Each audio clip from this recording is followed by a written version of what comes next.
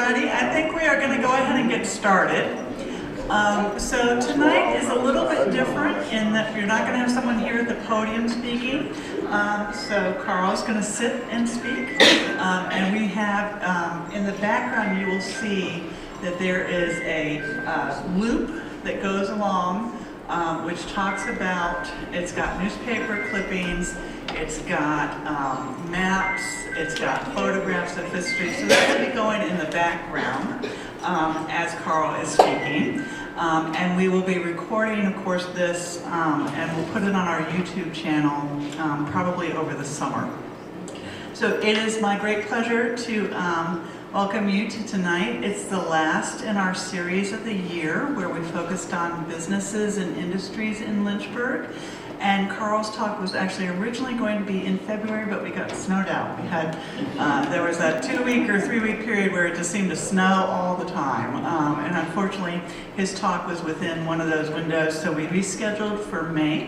And happy to see you all here. Carl is going to talk about the Hutcherson Funeral Home and the history of the funeral home. Carl Hutcherson Jr. was born and raised in Lynchburg. And as the first black member of the Lynchburg School Board, Carl's father faced significant opposition, including vandalism against the family home. So these early experiences shaped Carl Jr.'s view on public service and social justice. The family's commitment to community and change left a lasting impression on him. He is a former Lynchburg City Councilman and Mayor. He is also the founding minister of Trinity United Methodist Church and the director of the 5th Street Funeral Home established by his father. He holds a BA from Hampton University and a Master's of Divinity from Duke University.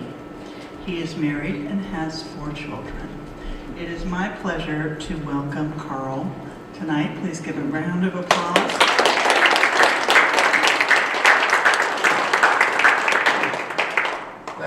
Thank you so much. First of all, good evening, everybody. It is good to see you all tonight, and thank you for coming. I don't know what you're going to hear tonight. Whether it will be new to some folk or not so new. But I'm going to get right into the talk, and then we'll probably set aside a little time for questions if anybody has. My journey started in 1944. And I'm born in Lynchburg and have been around funeral service all my life, even though I wasn't in the funeral service all my life. I served with my father for over 24 years, and when he passed, I continued to do the work of funeral service. But you know, back then it was all about relationship and all about how people interacted with each other. I was just reminded about a relationship that my father had at that time with W.C. Red Whitten. He and Whitten was on Park Avenue, of course, and we were on 5th Street. Now, there were times when we had to borrow each other's equipment. And so we would have to take the W off of his hearse, and he would have to take the H off of our hearse, and he used that. But he and Mr. Whitten, my father, had a very close relationship. Every Christmas, he bought us a fruitcake, and they just had that kind of relationship. Mr. Whitten had gone to school in New York. My father went to the same school, but at a different time.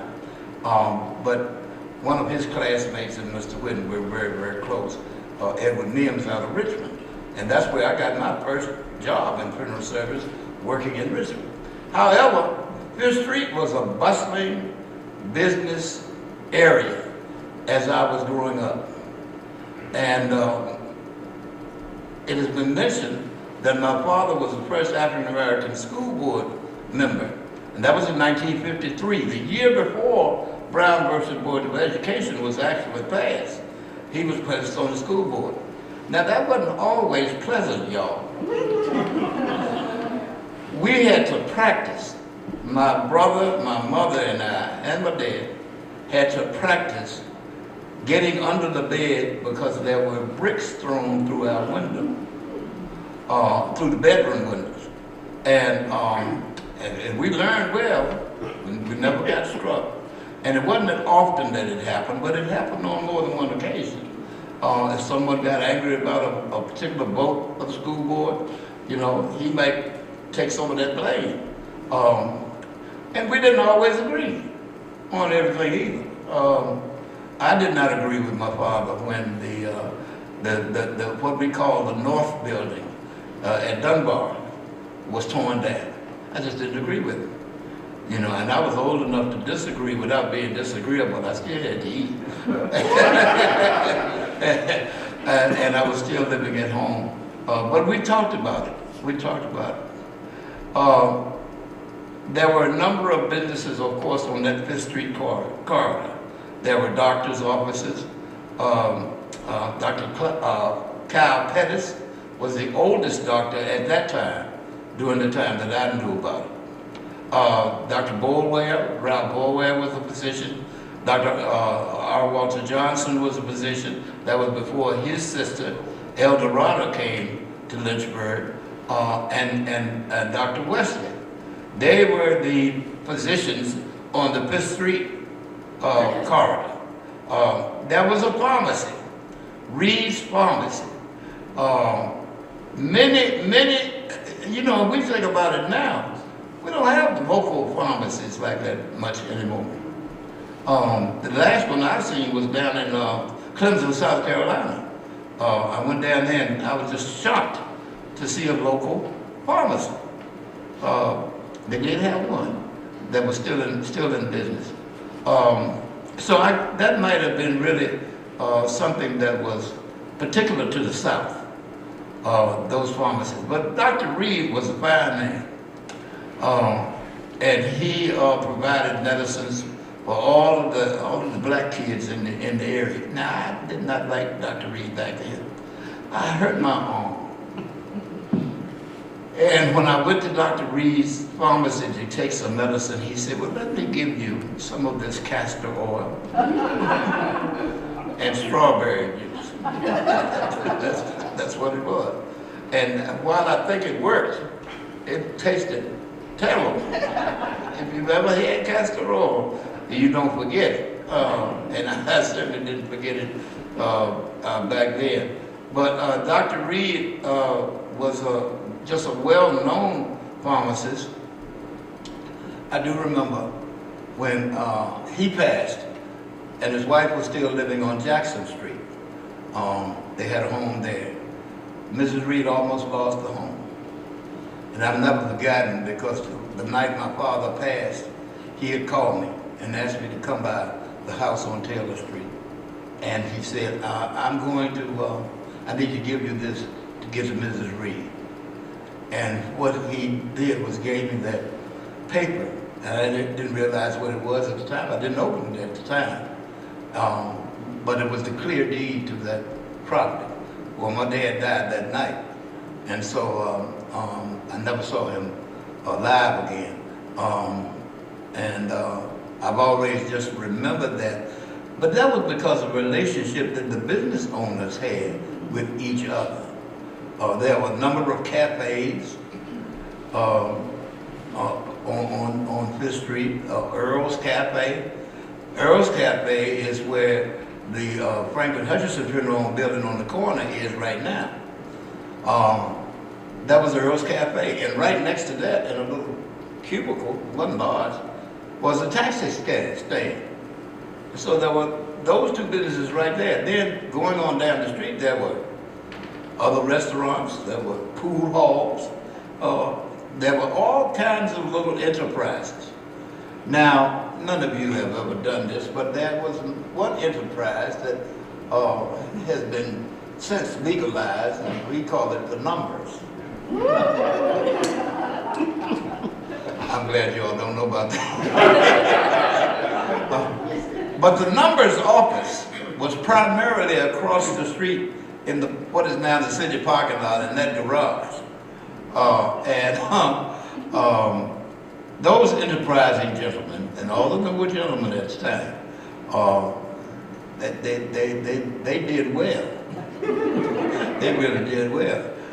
The only difference is they didn't provide for education for our children. They didn't have anything in their scheme to do that. But the numbers was a lively practice. A lively practice. Now, the other practice in the Fifth Street area, if I can be real, there were a number of what we call distillery joints. That's some people call them that. We call them book bed joints. That's where they sold illegal liquors. Now, there were some that were rowdy. Now, the rowdy people went to jail. You understand what I'm saying? They went to jail. But we had one friend, his name was Blind Ben. Totally blind. And so he made his livelihood selling illegal liquor. Never got arrested. Never. Now, he had food at his house too sometimes. But nothing ever happened. He was allowed to live out his days. And of course, he passed without ever being arrested. That was right there in that area. There were things for young people. Right across the street from the funeral home was a teenage canteen. And as teenagers, we would go over there. You could get soft drinks, you could get hamburgers, and just all sorts of things. And just had a lot of really wholesome fun right there at the teenage canteen. And above that, of course, were apartments that Dr. Johnson eventually established there for people to go into. Now, the first funeral home building, and my father established our business, family business, in 1939. He graduated in 1936. My father should have graduated probably in 1932, but he waited for my mother. That's a family joke. He and my mother actually graduated at the same time. And then he went to school, mortuary school, came back. He worked at Strange and Hickenbottom, which is now Community Funeral Home. He worked there for a while, and then he decided to establish his own business. Now, he didn't know where in the world he was going to get the business from. He just believed in himself, and he believed that he would be able to make it. And so he established the business. He had an old organ in that building, and in the building where the funeral home was a house.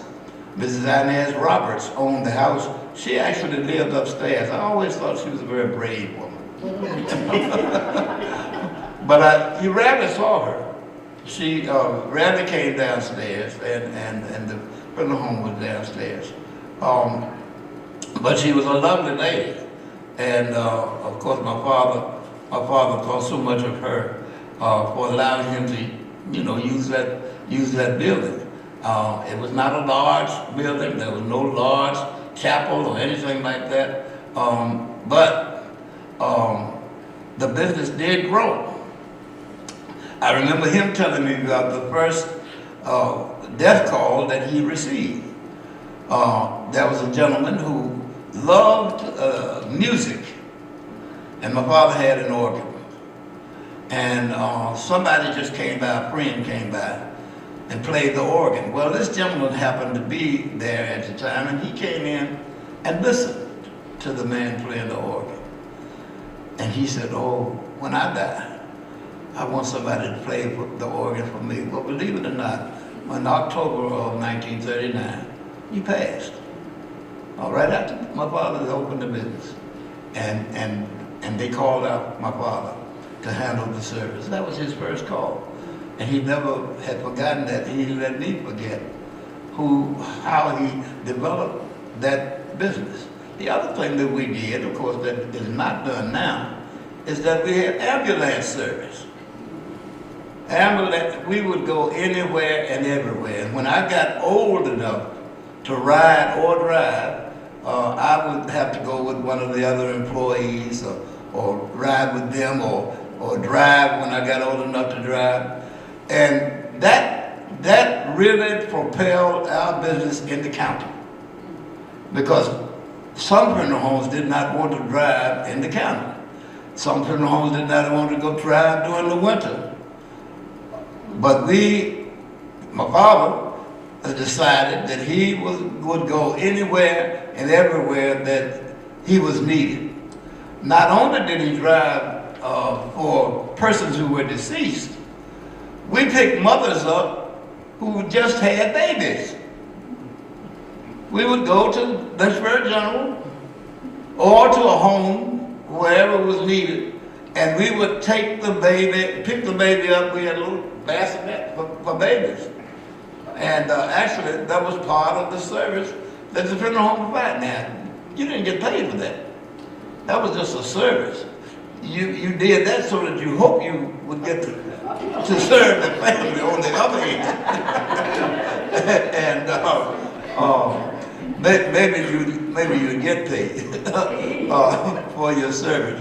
But those kinds of things were just things that funeral homes did back then. I've never forgotten, and I'm sure all of you all remember that the landslide in the late 60s in Nelson County. Well, a number of funeral homes were asked to go out, and we were one of them, were asked to go out and remove some of the remains that they found. And we did. Almost every funeral home in the city did it. And I used to say this all the time. And I've worked in a number of places. I've worked in Richmond. I've been to a number of services in other places, Philadelphia or Baltimore, a lot of different places. But I can honestly say, in my opinion, that funeral homes in Lynchburg, Virginia, provided the most considerate service, sincere service of any businesses I knew. Some of those places, you go to the house and they say, all right, come on, let's go. No, you didn't do that. You better go and open the door. My wife would always tell me, well, you open the door for me because you open the door for everybody else. And that's true. And I did, and I would. Some very interesting personalities came through. Any of you heard of Fats Domino? Well, Fats came through. He was set to perform. And I think at that time, a lot of performers would perform downtown, down near Commerce Street. It was at the garage, old garage. Well, Fats came in, and Fats got a stomach virus or something. He wasn't feeling well. And so he went over to Dr. Boulware and got some medicine. And then he came over to the funeral home and took a nap. And he stayed there. He said one of the most quietest naps he'd ever taken. Jackie Wilson was another one who came through. There were a lot of Charlie Gilmore was a promoter, and Charlie would always bring these people to Lynchburg, and some of them would come by the funeral home. The last person that came by while I was working there was out of Chicago, Illinois. What's the guy that was on the fast? Jerry Butler. No, he wasn't a singer. He was a comedian. Dick Gregory. Dick Gregory was one of a kind. He came here and asked me to chauffeur him around, which I did. And we did a lot of that. Marion Anderson, who had relatives in the Central Virginia area, chauffeured her. Mahalia Jackson chauffeured her. Just a lot of people. James Brown wouldn't allow us to chauffeur him. He said, I'm not getting on a hearse or a family car until I die. And so he had an entourage that took him around. But he was here and he met us. We met him. They would sing down at the Armory or perform at the Armory. But Dick Gregory was a character. He came here to speak and he was on his fast. And so he had to make a lot of pit stops In other words, restaurant breaks, because that's what the fast did to him. He would have used to use the restroom quite a bit.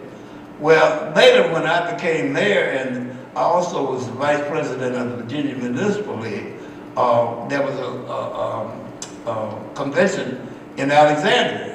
And I went up and was at the convention, getting ready to go into the meeting, and I got on the elevator. And who was there? Dick Gregory. I remember you little light-skinned something. I said, what? But that's the way he was. Dick Gregory, he said, now what are you doing here? And I told him, I said, I'm here with the Virginia Municipal League, governmental league. He said, oh, let's go in and see him. And so sure enough, he went into the session with, and everybody recognized him because he was a comedian. And he turned it out. We didn't get to meet until after lunch, fooling with Dick Gregory.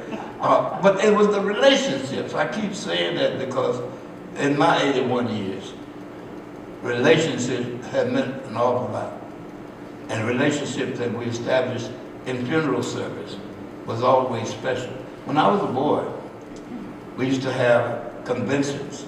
Most of the time, the conventions for African American funeral directors was held in Hampton. And you know what we used to have to do? They would pay us a little stipend to model the caskets. We'd lay there with our eyes closed, and then some of us would look to the right. But we didn't care. You know, the cushions were soft, and we were able to make a few finishes. And most of our parents or some relative was in service. The other thing that we used to do, every week in the fall, my father would make available the ambulance to carry guys to the football game. No girls, just guys.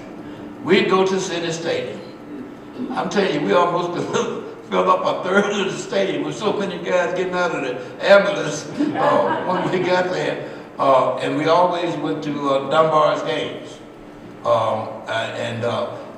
Duke and Virginia Funeral Chapel and Whitten would always cover the glass games. That's just the way it was at that time. But those were some of the services that we would provide. Now, I've mentioned a lot about my father, but I didn't mention about my mother. One night, my mother was very supportive of my father the whole time that he was in business. And he got busy one evening. I mean, real busy. We had about 13 or 14 calls, and had gotten another call. So my dad asked my mother, would she go up to the funeral home and keep the office while they were out on the call? And she reluctantly, because it was a Saturday evening, and she reluctantly said, yes, I'll go, if Carl Jr. will go with me. Mine wasn't as reluctant because I knew if she said I got to go, I got to go. And so I went with my mother, and when we went up to the office, and we were saying, now this is Fifth Street in the 1950s. Now, there was a sportsman club, there was the Elks Rest. People from the county mostly came to the sportsman club, but people from all over came to the Elks Rest. Now, some of the people who came to the sportsman club, you could take folk out of the country, but you can't take the country out of the people. Those people. Sal, your folk didn't go to the sportsman club, I don't think. Yes, sir. Oh, they did? Okay. You understand what I'm talking about. Anyway, that particular was a Saturday night. And I don't know what happened to these folk, but these folk were right in front of the funeral home. And a huge fight broke out. And I mean, it seemed to be escalating. I mean, they just carried on. My mother took my hand, pulled me out of the door. We went in the middle of the pipe, around the corner, and to tell the street. My brother called my dad and said, "This is the last time that I will be keeping the office at night anyway for you." But it was interesting because we were able to actually go through the people. They didn't pay any attention to us. They were too busy to fight each other, I guess. But things like that you don't forget. You really don't forget them. And I can remember, because I was a little nervous back then, my dad asked me to open the office. This was before I started working in funeral service. Open the door. Like I said, it was a small building. And in order to get in, I had to go through the back. So I went through the back and went to the back door. And I made the mistake of not looking. I backed in. Well, I knew that the morgue, the preparation room, was right just to my right. But there was a narrow hallway. And I backed in and felt his foot against the back of my leg. And I looked around and I did exactly the same thing my mother did. I went straight back out that door, straight back home. Told my dad to get somebody else to open that business on that day. I got over it. In fact, when I graduated from Hampton, that particular day, we were extremely busy. And when I came home, I told my dad I would be glad to help him. And I did. And I was teaching. I became a teacher at Campbell County, in then at E.C. Glass.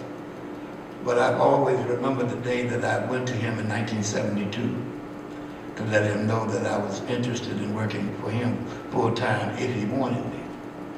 And so I stopped by the office and I went in and said, "Dad, I need to talk with you." And he said, "Oh, okay." He said, "Well, let's go up in the front room." And so we went up in the front room. And he said, "Well, what do you want?"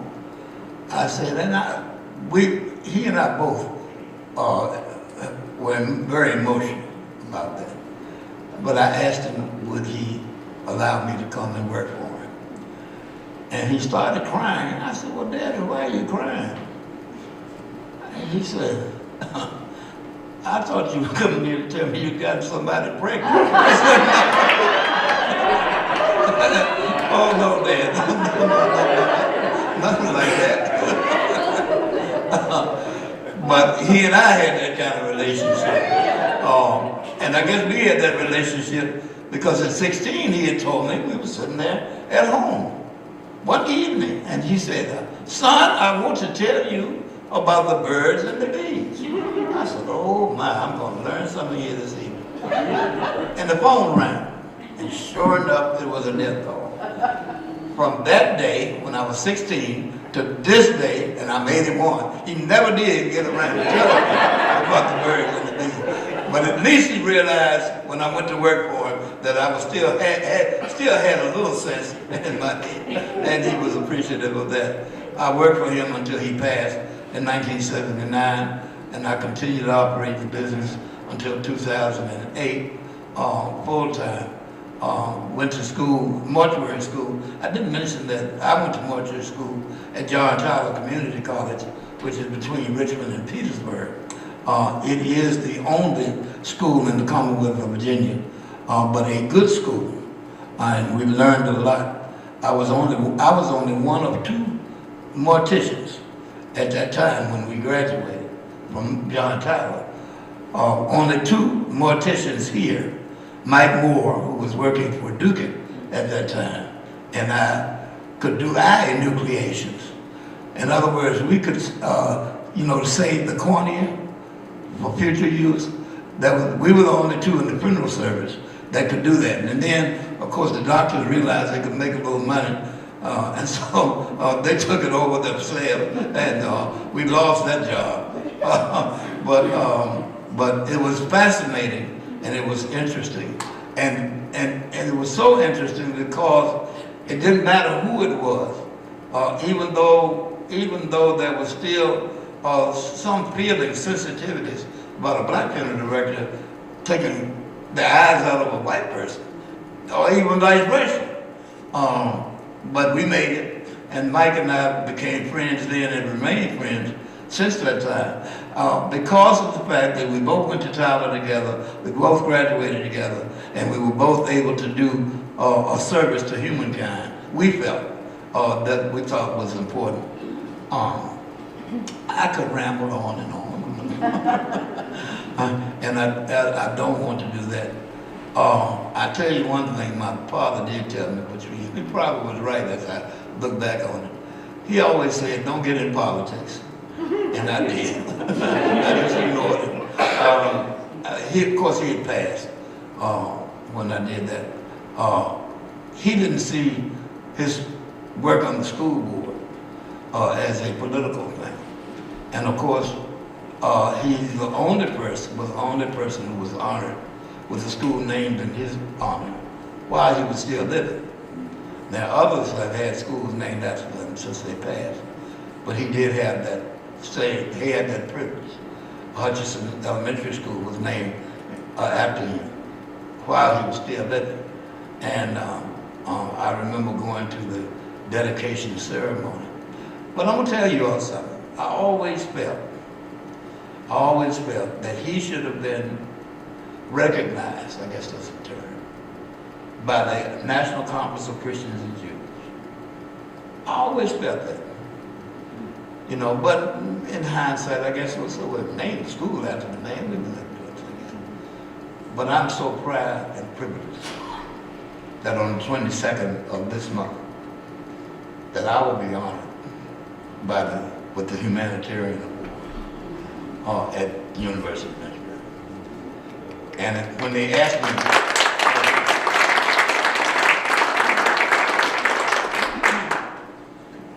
and when they asked me how would I receive the award, I said, well, I'm very appreciative, but at the same time, I'm going to receive it in my father's honor.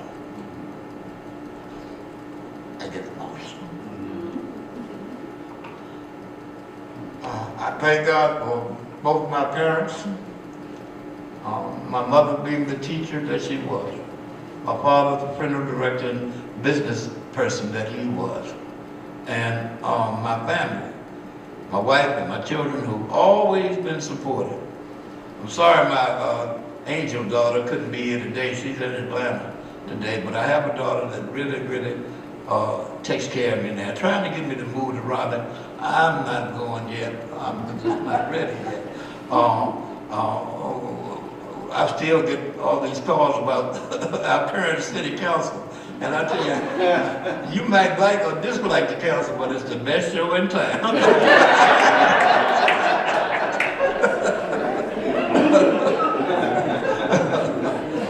Thank you for having me. Are there any questions that anyone might have?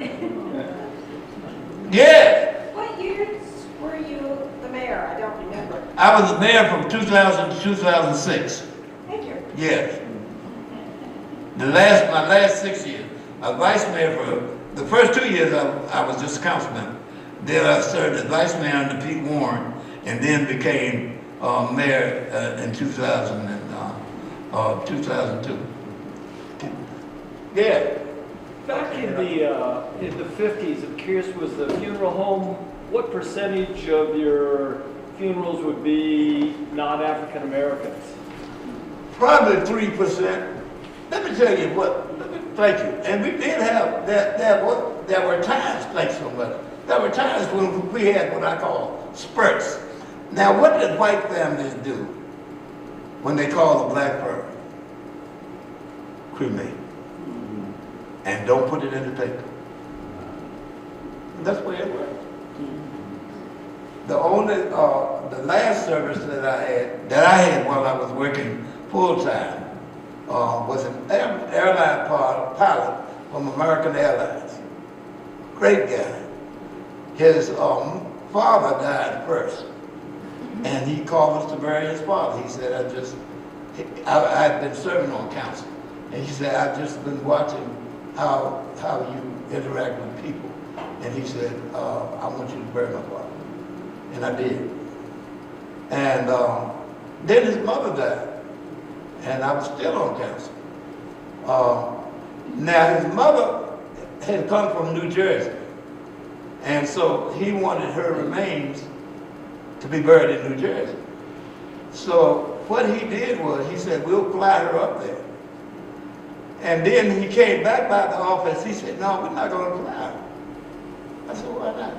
He said, you may not realize, but a lot of people steal from the cargo bay area human remains.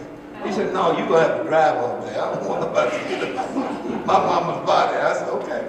And so we drove her to New Jersey and buried her up there. And I like I said, there are things you just always remember. You know, and this is a guy that was a pilot who, you know, well paid, fine family, you know, and he didn't mind it being in the paper. That was another, I hate to get political, what I'm gonna do for this particular story. I served a family who was in Westminster, Canterbury. And one of the residents there called me, and her husband had passed. And this was during the administration of George Bush, the younger. And so, you know, you go out and visit the home and try to minister. And that's the one thing I could do as a minister. I could sort of play a dual role. I always felt like it was part of the ministry. And so I went into her apartment, and I'm trying to think of her name now, but she was so cute. I went in and I said, you know, I'm so sorry to hear about your husband. She said, well, don't feel too bad, because we got 4 more years of George Bush. That was right after the election. She was not a Bush fan. And I said, yes, ma'am. Some years later, she passed, and we handled her service as well. There have been a lot of families where there have been interesting things to happen. And I mean, just genuinely interesting. And some of those, like the two I've just mentioned, were 2 of those. These were folks that really just called us because they felt like we would serve them, you know. And we might save them a little money too, because some of them were, you know, were frugal. And in all honesty, the Whitmans and the Dukes and the Virginia Trinity Chapel, their prices were much higher than ours. We had to do the best we can. We scraped sometimes. There were a lot of families in our community that I actually had to give the service without charge, or charge so little. I might cover the expenses, but I tell people I'm never a good businessman, because I would do those kinds of things. But at least I can sleep at night, knowing that I did what I could to help them. I was with a guy last night. We went over to Applebee's to have dinner. And we didn't talk about this, but I remember he had a death in his family. And he was a tractor trailer driver. And when his mother died, he didn't have a dime. So I said, well, okay, I'm going to take care of it. And then when you get a dime, you bring it back. So he went on the road and he drove about 2 or 3 years. But one day he came back. And he said, I've done well enough driving my tractor trailer that I want to pay you for my mother's funeral. But that wasn't the interesting one. The really interesting one was a man who died in Roanoke. And his wife, I wasn't there then when he passed. His wife had called my father, and my father had done the same thing. And she came down one day, rode up in a taxi.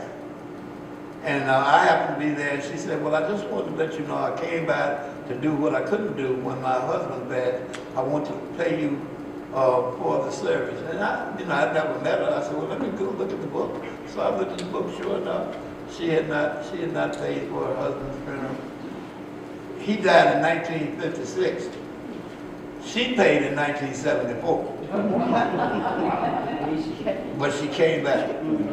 There are some people who came back, and there are some people who made good on their word.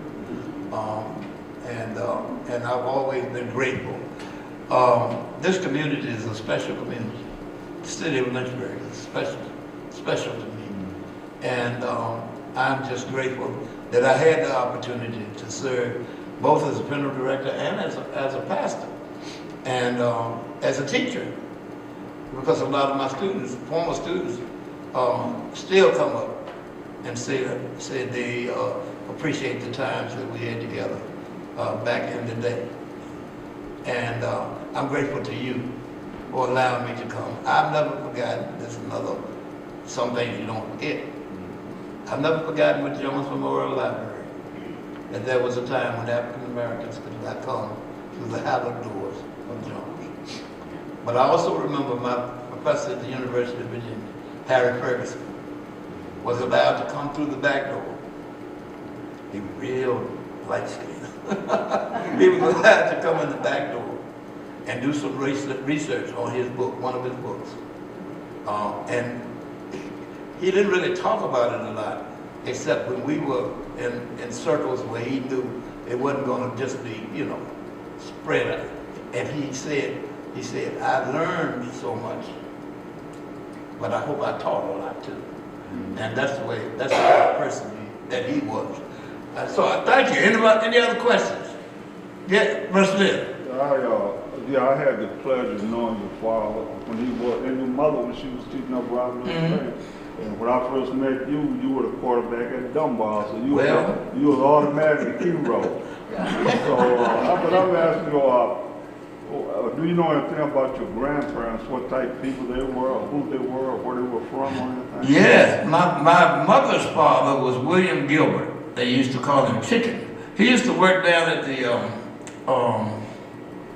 it wasn't the Elks, maybe it was the Elks, down on Main Street. He used to be the head check man down there, but he worked for the Postal Service. Now, my grandfather was a shrewd man. I remember we were living with them at that time. It was before my father had built our home at 917 Taylor. We always lived on Taylor Street, but we were at 805 and 917. Well, my grandfather came home one day and he said to me, he said, grandson, I'm not going to go back to work. I said, okay, Granddad. I said, how you gonna make it? He said, don't worry, I'm gonna make it. Back then, the federal government had a law that if your time, your sick time, if you ever got sick, that time built up, and they never took away the time that you built up. My grandfather knew the day, the hour, the minute that he started working. And he took off the day, the hour, and probably the minute. For the next 3 years, he didn't work. But the check came every 2 weeks to the house. And finally, after 3 years, he went down and told them, well, you all won't see me anymore. We haven't seen him for 3 years. But he was able to do that. So he retired without being retired. Yeah, so that was his story. His wife, my grandmother, my mother's mother, she was both my grandmothers were playground directors. My mother's mother was up at where Dunbar is now. That parking lot was a playground. And we used to always go up and play basketball and shoot marbles and all that kind of stuff, throw horseshoes, a lot of things. But she did that for a number of years. And I remember walking her home that night in 1954. I walked her home and I was getting ready to go and walk her all the way. But when we got to 10th and Monroe, she said, no. She said, grandson, you're just going up the hill and go home. Because I know your parents, mother especially, waiting on you. She walked home. She was supposed to have a club meeting, but before she could have a meeting, she passed. That did an awful lot to my mother. My mother was an only child. Okay. And she ended up having a nervous breakdown herself. I had to go to Richmond, and she went to Richmond for her treatment, and was able to come back. and able to function. But it was something that really hurt as far as that was concerned. So I knew them. I also knew my mother's grandmother. I saw a picture yesterday of my great-grandmother, my grandmother, my mother, and me. I was a little boy. And we took the picture. I remember the picture. Took it at 805 Taylor Street. So yes, yeah, I do remember that. My father's father was a barber. He cut hair first on Main Street. But then he got a smart idea. I told him, I said, you and grandmama get along? He said, what do you mean? They had married very, very young. She was a teenager. And, but he got a job at the Marine Corps base up at Quantico. And he would come home and tell us all of the various actors and people whose hair he cut. I said, well, what kind of style? He said, oh, the same style. He said, that's why I went up there. I didn't have to think of anything innovative. And he worked up there for a number of years. And really did well because he was able to take care of my grandmother. Now, he used to work for Duke Funeral Home when they had the carriage, the horse-drawn carriage. He used to drive that song for them. So that kind of introduced my dad to funeral service because he watched his dad drive that carriage, you know. Yeah. And Duke, I guess you don't know, Duke is the second oldest continuous firm in the country. Yeah, they are. They are. Of course, they're owned by a corporation now, but still, you know. And here again, all of the guys, all of the directors had a really close relationship. Mr. Cheatham over at Virginia Funeral Chapel, all the guys over at Duke and the guys over at Whitney. T.D. Thornhill at the community and my dad. Yeah. And a lot of people never knew it. My mother was T.D.'s first cousin. First cousin.